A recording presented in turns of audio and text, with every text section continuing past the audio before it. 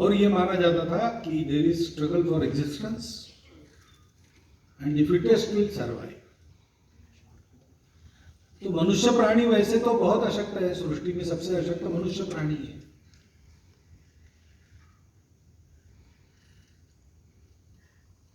तो मनुष्यों ने सोचा कि समूह में सुरक्षा है,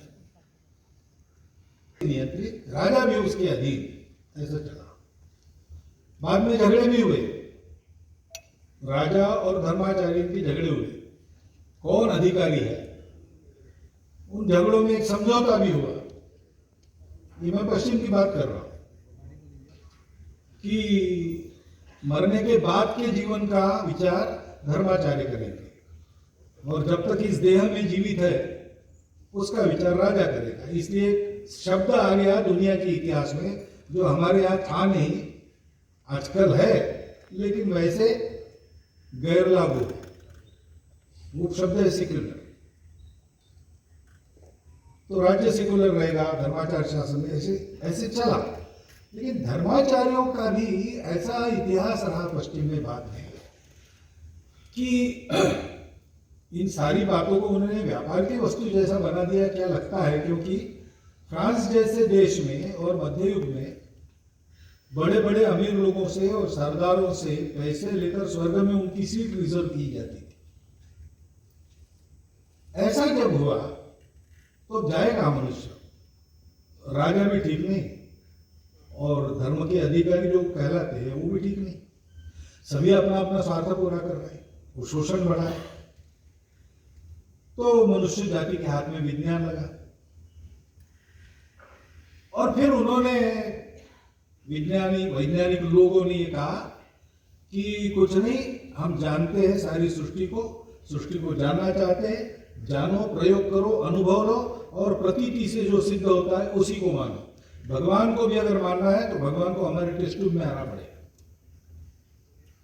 और उसके आधार पर ऐसे जो भ्रमजाल बुने जाते थे इन सारी बातों को लेकर, उसका भेद हुआ, मनुष्य जाति सुखी हुई, विज्ञान में कितनी प्रगति हुई।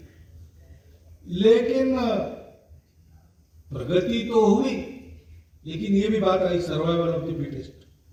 तो सब लोग स्पर्धा करने लगे और सारे सुख के साधन अपने ही हाथ में केंद्रित करना, ऐसी उनकी बात चली। उसके चलते शोषण जन्मा।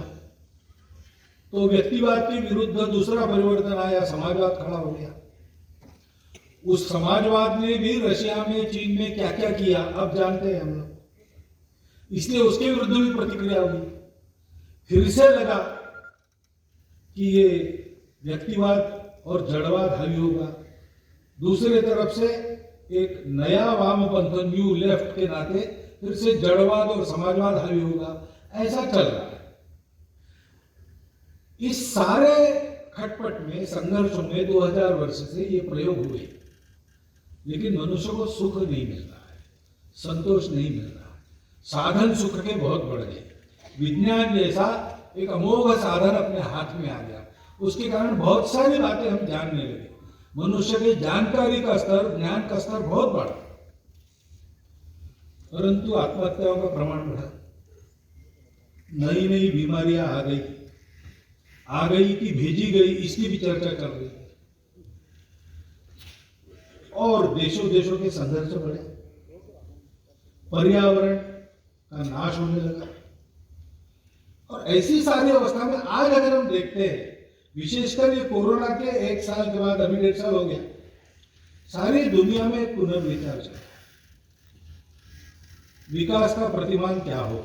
अभी तक एक सेटल्ड व्याख्या थी, पश्चिम से आई हुई, सारी दुनिया में लोग उसी व्यवस्था में चलते थे। लेकिन अभी उस पर प्रश्न चिन्ह उत्पन्न हुआ, इसलिए नए शब्द आने लगे हैं। डेवलपमेंट नहीं, सस्टेनेबल डेवलपमेंट और इको फ्रेंडली जीवन। हमारे यहाँ ये तो बहुत पहले से है, दुनिया को आज उसका पता चल रहा है और रास्ता नहीं मिल रहा, अभी भी रास्ता नहीं मिल रहा। और इसलिए ये